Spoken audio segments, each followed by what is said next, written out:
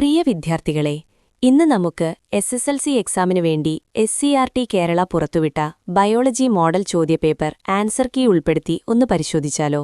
ചോദ്യം 1. വിവിധ RNAകളുടെ ചിത്രീകരണം നിരീക്ഷിച്ച് ശരിയായി അടയാളപ്പെടുത്തിയ ഓപ്ഷൻ തിരഞ്ഞെടുക്കുക. ഉത്തരം ഓപ്ഷൻ സി. ചോദ്യം 2. മൈലിൻ ഷീറ്റ് നിർമ്മിക്കപ്പെട്ടിരിക്കുന്ന കോശങ്ങളേവ? ഉത്തരം ഒളിഗോഡെൻഡ്രോസൈറ്റ്, ഷ്വാൻ കോശം. ചോദ്യം 3. കോളം എയിലെ വിവരങ്ങൾ കോളം ബിയിലെ വിവരങ്ങളുമായി ചേർത്തതിൽ ശരിയായത് തിരഞ്ഞെടുക്കുക. ഉത്തരം ഓപ്ഷൻ ബി. ചോദ്യം 4. വെസ്റ്റിബുലാർ സിസ്റ്റത്തിന്റെ ഭാഗങ്ങൾ ഏതെല്ലാം? ഉത്തരം ഓപ്ഷൻ സി. സെമി സർക്കുലാർ കനാലുകൾ, വെസ്റ്റിബ്യൂൾ, രോമകോശങ്ങൾ. ചോദ്യം 5. കോശത്തിൽ നടക്കുന്ന പ്രോട്ടീൻ നിർമ്മാണ പ്രക്രിയയുടെ ഒരു ഘട്ടത്തിന്റെ ചിത്രീകരണം തന്നിരിക്കുന്നു. അത് നിരീക്ഷിച്ച് ചോദ്യങ്ങൾക്ക് ഉത്തരമെഴുതുക. എ. പ്രോട്ടീൻ നിർമ്മാണ പ്രക്രിയയിലെ ഈ ഘട്ടം ഏത്? ഉത്തരം ട്രാൻസ്ക്രിപ്ഷൻ. ബി. പ്രോട്ടീൻ നിർമ്മാണത്തിൽ എക്സ് എന്ന് സൂചിപ്പിച്ച തന്മാത്രയുടെ പങ്കെന്ത്? ഉത്തരം എക്സ് എന്ന mRNAയിൽ പ്രോട്ടീൻ നിർമ്മാണത്തിനുള്ള സന്ദേശം അടങ്ങിയിരിക്കുന്നു. ചോദ്യം 6. എ. കാരണമെഴുതുക. എ. വർണ്ണാന്ധത പുരുഷന്മാരെ കൂടുതലായി ബാധിക്കുന്നു. ഉത്തരം വർണ്ണാന്ധതയ്ക്ക് കാരണമാകുന്ന തകരാറുള്ള ജീൻ എക്സ് ക്രോമസോമിലാണുള്ളത്. പുരുഷന്മാർക്ക് ഒരു എക്സ് ക്രോമസോം മാത്രമേ ഉള്ളൂ. അതിനാൽ അവരുടെ എക്സ് ക്രോമസോമിൽ വർണ്ണാന്ധതയ്ക്ക് കാരണമാകുന്ന തകരാറുള്ള ജീൻ ഉണ്ടെങ്കിൽ അവർക്ക് വർണ്ണാന്ധതയുണ്ടാകും. ബി. കോൺ കോശങ്ങൾ വർണ്ണക്കാഴ്ച സാധ്യമാക്കുന്നു. ഉത്തരം പ്രകാശത്തിന്റെ തീവ്രതയെയും തരംഗദൈർഘ്യത്തെയും ആശ്രയിച്ച് വർണ്ണപ്രകാശം പതിക്കുമ്പോൾ മൂന്നിനം കോൺ കോശങ്ങളും പല അനുപാതത്തിൽ ഉദ്ദീപിപ്പിക്കപ്പെടുന്നതിനാലാണ് വർണ്ണക്കാഴ്ച സാധ്യമാകുന്നത്. ചോദ്യം 6. ബി. കണ്ണിലെ 2 ദ്രവങ്ങളെക്കുറിച്ചുള്ള പ്രസ്താവന വിശകലനം ചെയ്ത് ചോദ്യങ്ങൾക്ക് ഉത്തരമെഴുതുക. എ. ജലസദൃശ്യമായ ദ്രവം. ബി. ജെല്ലി പോലുള്ള ദ്രവം. എ. ബി എന്നീ ദ്രവങ്ങളേതെന്ന് തിരിച്ചറിഞ്ഞ് പേരെഴുതുക. ഉത്തരം എ. അക്വസ് ദ്രവം. ബി. വിട്രിയസ് ദ്രവം.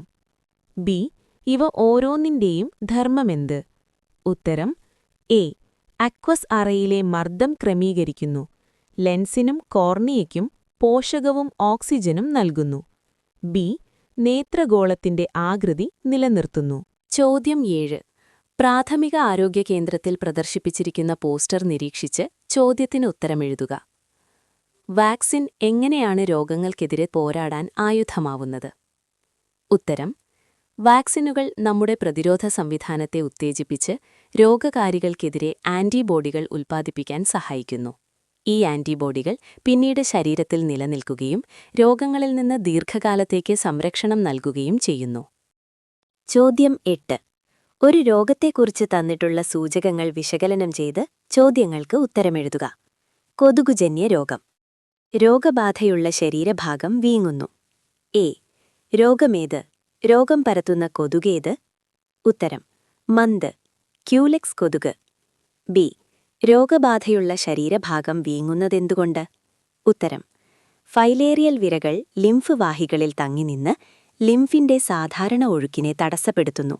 അതിന്റെ ഫലമായി ശരീരഭാഗങ്ങൾ അമിതമായി വീങ്ങി വലുതാകുന്നു. ചോദ്യം 8b. ഒരു രോഗത്തെക്കുറിച്ച് നൽകിയിട്ടുള്ള പ്രസ്താവന വിശകലനം ചെയ്തത് ചോദ്യങ്ങൾക്ക് ഉത്തരമെഴുതുക. അസാധാരണവും അനിയന്ത്രിതമായ കോശവിഭജനം വഴി കോശങ്ങൾ പെരുകി ശരീരഭാഗങ്ങളിലേക്ക് വ്യാപിക്കുന്ന അവസ്ഥ. എ. ഈ രോഗം മറ്റു ശരീരഭാഗങ്ങളിലേക്ക് വ്യാപിക്കുന്നതെങ്ങനെ? ഉത്തരം ക്യാൻസർ കോശങ്ങൾ രക്തത്തിലൂടെയും ലിംഫിലൂടെയുമാണ് മറ്റു ഭാഗങ്ങളിലേക്ക് പടരുന്നത്. ബി. ഈ രോഗത്തിന്റെ കാരണങ്ങളെന്തെല്ലാം? ഉത്തരം ജനിതക മാറ്റങ്ങൾ, പാരിസ്ഥിതിക ഘടകങ്ങൾ, വൈറസ് ബാധ, ജീവിതശൈലി. ചോദ്യം 9. തന്നിരിക്കുന്ന പ്രസ്താവന വിശകലനം ചെയ്ത് ചോദ്യങ്ങൾക്ക് ഉത്തരമെഴുതുക. ന്യൂക്ലിയോടൈഡുകളുടെ ക്രമീകരണം വിശകലനം ചെയ്ത് വ്യക്തികളെ തിരിച്ചറിയാൻ ഉപയോഗിക്കുന്ന സാങ്കേതികവിദ്യയാണ് DNA finger printing. A. DNA finger printing സാങ്കേതികവിദ്യയിൽ എങ്ങനെയാണ് വ്യക്തികളെ തിരിച്ചറിയാൻ കഴിയുന്നത്? ഉത്തരം വിരലടയാളം ഓരോരുത്തർക്കും വ്യത്യസ്തമായിരിക്കുന്നതുപോലെ ന്യൂക്ലിയോടൈഡുകളുടെ ക്രമീകരണവും ഓരോ വ്യക്തിയിലും വ്യത്യസ്തമായിരിക്കും. ഈ സവിശേഷത വ്യക്തികളെ തിരിച്ചറിയാൻ സഹായിക്കുന്നു. ബി. ഈ സാങ്കേതികവിദ്യയുടെ മറ്റു 2 ഉപയോഗങ്ങൾ എഴുതുക. ഉത്തരം: കുറ്റവാളികളെ തിരിച്ചറിയാൻ, ജനിതക വൈകല്യങ്ങൾ തിരിച്ചറിയാനും പാരമ്പര്യ രോഗങ്ങളെക്കുറിച്ച് പഠിക്കാൻ, മാതാപിതാക്കളും കുട്ടികളും തമ്മിലുള്ള ജൈവിക ബന്ധം നിർണ്ണയിക്കാൻ, ഫോസിലുകൾ തിരിച്ചറിഞ്ഞ് വംശപരമ്പര മനസ്സിലാക്കാൻ, അപകടങ്ങളിലോ ദുരന്തങ്ങളിലോ പെട്ടവരെ തിരിച്ചറിയാൻ, വംശനാശ ഭീഷണി നേരിടുന്ന ജീവികളെ ട്രാക്ക് ചെയ്യാൻ. ചോദ്യം 10A. ഗ്രിഗർ മെൻഡൽ നടത്തിയ ഒരു മോണോഹൈബ്രിഡ് ക്രോസിന്റെ ചിത്രം നിരീക്ഷിച്ച് ചോദ്യങ്ങൾക്ക് ഉത്തരമെഴുതുക. എ. F1ലെ ഫീനോടൈപ്പും ജീനോടൈപ്പും എഴുതുക. ഉത്തരം: F1ലെ ഫീനോടൈപ്പും പച്ച നിറത്തിലുള്ള ഫലം. Genotype GG. F1ന്റെ സ്വപരാഗണം ചിത്രീകരിക്കുക. ഉത്തരം ഞാൻ കാണിക്കാം. ചോദ്യം 10B. പയറുചെടിയുടെ ഉയരം, ഫലത്തിന്റെ നിറം എന്നിവ പരിഗണിച്ച് നടത്തിയ ഡൈഹൈബ്രിഡ് ക്രോസ് നിരീക്ഷിച്ച് ചോദ്യങ്ങൾക്ക് ഉത്തരമെഴുതുക. എ. F1ലെ ഫീനോടൈപ്പും ജീനോടൈപ്പും എഴുതുക. ഉത്തരം: F1 ഫീനോടൈപ്പ്, ഉയരം കൂടിയത് പച്ച. F1 genotype TTGG. B. F1 തലമുറയുടെ സ്വപരാഗണം നടത്തുമ്പോൾ മാതൃസസ്യങ്ങളിൽ നിന്നും വ്യത്യസ്തമായി F2 തലമുറയിലുണ്ടാകുന്ന പുതിയ ഗുണങ്ങൾ ഏവ? ഉത്തരം: ഉയരം കൂടിയത് മഞ്ഞ നിറത്തിലുള്ള ഫലം, ഉയരം കുറഞ്ഞത് പച്ച നിറത്തിലുള്ള ഫലം. സി. F2 തലമുറയിൽ പുതിയ ഗുണങ്ങൾ ഉണ്ടാവാനുള്ള കാരണമെന്ത്? ഉത്തരം: 2 അതിലധികമോ വ്യത്യസ്ത സ്വഭാവങ്ങൾ കൂടിച്ചേരുമ്പോൾ അവയിൽ ഓരോ സ്വഭാവവും പരസ്പരം കൂടിക്കലരാതെ സ്വതന്ത്രമായി അടുത്ത തലമുറയിലേക്ക് വ്യാപരിക്കുന്നു. ചോദ്യം 11. തന്നിരിക്കുന്ന പ്രസ്താവന വിശകലനം ചെയ്ത് ചോദ്യങ്ങൾക്ക് ഉത്തരമെഴുതുക. വ്യതിയാനങ്ങളാണ് സ്പീസിയേഷനിലേക്ക് നയിക്കുന്നത്. എ. എന്താണ് സ്ലീസിയേഷൻ? ഉത്തരം: ഒരു പൊതുപൂർവികനിൽ നിന്ന് പുതിയ സ്പീഷീസുകൾ ഉണ്ടാകുന്ന പ്രക്രിയയാണ് സ്പീസിയേഷൻ. ബി. വ്യതിയാനങ്ങൾക്ക് കാരണമെന്ത്? ഉത്തരം: പാരിസ്ഥിതിക ഘടകങ്ങൾ, മ്യൂട്ടേഷൻ, പ്രകൃതി നിർദ്ധാരണം, ജനിതക പുനഃസംയോജനം. സി. വ്യതിയാനങ്ങൾ എങ്ങനെയാണ് സ്ലീസിയേഷനിലേക്ക് നയിക്കുന്നത്? ഉത്തരം: അനുകൂല വ്യതിയാനങ്ങൾ വരും തലമുറകളിലേക്ക് കൈമാറുന്നു. കൂടുതൽ വ്യതിയാനങ്ങൾ തലമുറകളായി കുമിഞ്ഞുകൂടി പുതിയ ജീവിവർഗമായി മാറുന്നു. ചോദ്യം 12. കണ്ണിന്റെ ചിത്രം പകർത്തി വരച്ച് ചോദ്യങ്ങൾക്ക് ഉത്തരമെഴുതുക. എ. ബി എന്നീ ഭാഗങ്ങളുടെ പേരെഴുതുക. ഉത്തരം: എ. സിലിയറി പേശികൾ. ബി. അന്ധബിന്ദു. ബി. അടുത്തുള്ള വസ്തുക്കളെ നോക്കുമ്പോൾ എ എന്ന ഭാഗം ലെൻസിന്റെ വക്രത ക്രമീകരിക്കുന്നതെങ്ങനെ? ഉത്തരം: അടുത്തുള്ള വസ്തുക്കളെ നോക്കുമ്പോൾ സിലിയറി പേശികൾ സങ്കോചിക്കുന്നു, ലിഗമെന്റുകൾ അയയുന്നു, ലെൻസിന്റെ വക്രത കൂടുന്നു. ചോദ്യം 13. ചിത്രീകരണം നിരീക്ഷിച്ച് ചോദ്യങ്ങൾക്ക് ഉത്തരമെഴുതുക. എ. ചിത്രീകരണത്തിൽ സൂചിപ്പിച്ചിരിക്കുന്ന പ്രക്രിയ ഏത്? ഉത്തരം: ഫാഗോസൈറ്റോസിസ്. ബി. ഈ പ്രക്രിയയുടെ ഘട്ടങ്ങൾ ഫ്ലോ ചാർട്ട് രൂപത്തിൽ ചിത്രീകരിക്കുക.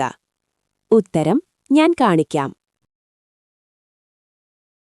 ചോദ്യം 14. ഹോർമോണുമായി ബന്ധപ്പെട്ട പ്രസ്താവനകൾ വിലയിരുത്തി ചോദ്യങ്ങൾക്ക് ഉത്തരമെഴുതുക.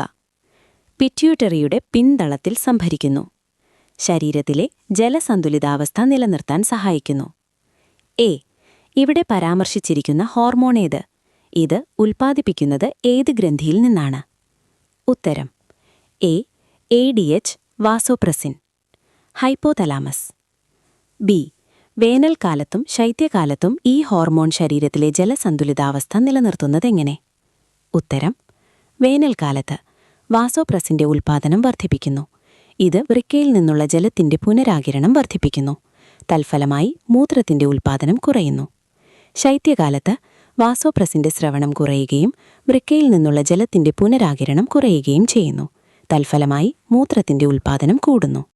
ചോദ്യം 14.B.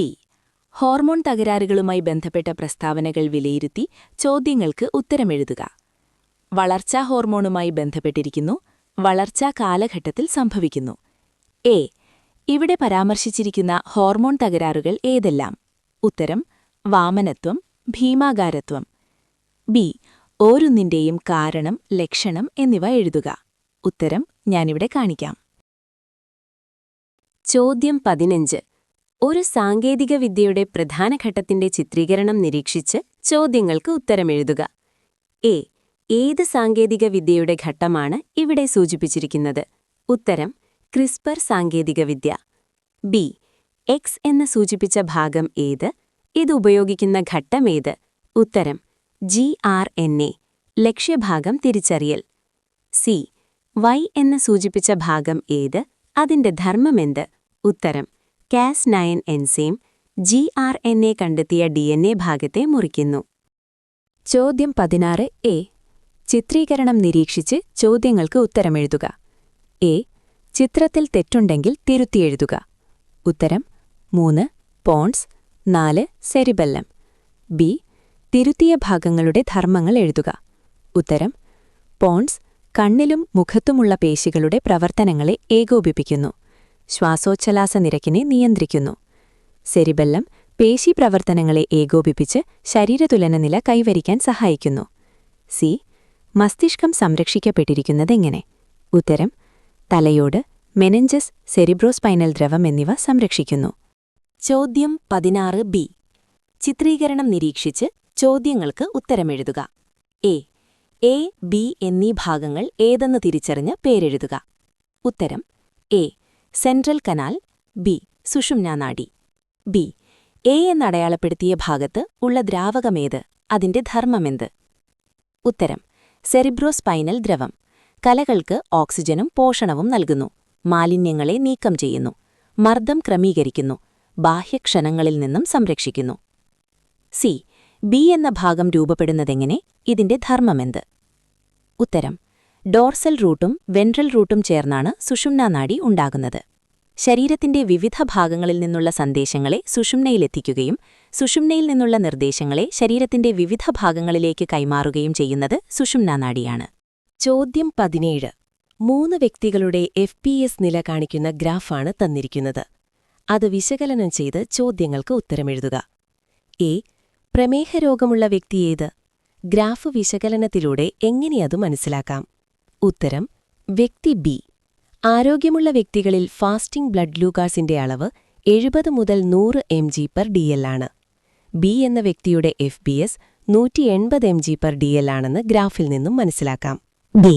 ഈ രോഗിക്ക് ടൈപ്പ് 1 പ്രമേഹമാണെന്ന് കൂടുതൽ പരിശോധനയിലൂടെ കണ്ടെത്തി. ഇതുകൊണ്ട് അർത്ഥമാക്കുന്നത് എന്ത്? ഇതിന് കാരണമെന്ത്? ഉത്തരം ബീറ്റാ കോശങ്ങൾ നശിക്കുന്നതുമൂലം ഇൻസുലിൻ ഉൽപ്പാദനശേഷി ഇല്ലാതാകുന്ന അവസ്ഥയാണ് ടൈപ്പ് 1 പ്രമേഹം. സി. കുട്ടികളിൽ ടൈപ്പ് 2 പ്രമേഹം വർദ്ധിക്കാനുള്ള കാരണമെന്ത്? ഉത്തരം അനാരോഗ്യകരമായ ഭക്ഷണശീലം, വ്യായാമത്തിന്റെ കുറവ് എന്നിവ കുട്ടികളിൽ ടൈപ്പ് 2 പ്രമേഹം വർദ്ധിക്കുന്നതിന് കാരണമാകുന്നു. ഡി. പ്രമേഹരോഗം നിയന്ത്രണവിധേയമായില്ലെങ്കിൽ ഉണ്ടാവുന്ന ഏതെങ്കിലും 2 പ്രത്യാഘാതങ്ങൾ എഴുതുക. ഉത്തരം റെറ്റിനോപ്പതി, ന്യൂറോപ്പതി, നെഫ്രോപ്പതി, ഇൻസുലിൻ പ്രതിരോധം എന്നിവയാണ് പ്രമേഹരോഗത്തെ നിയന്ത്രിച്ചില്ലെങ്കിൽ ഉണ്ടാകാവുന്ന പ്രത്യാഘാതങ്ങൾ. കുട്ടികളെ, നിങ്ങൾക്ക് വീഡിയോ ഇഷ്ടമായാൽ ലൈക്ക് ചെയ്യാനും നമ്മുടെ ചാനൽ സബ്സ്ക്രൈബ് ചെയ്യാനും നിങ്ങളുടെ അഭിപ്രായം കമന്റായി രേഖപ്പെടുത്താനും നിങ്ങൾ മറക്കരുത്. നന്ദി.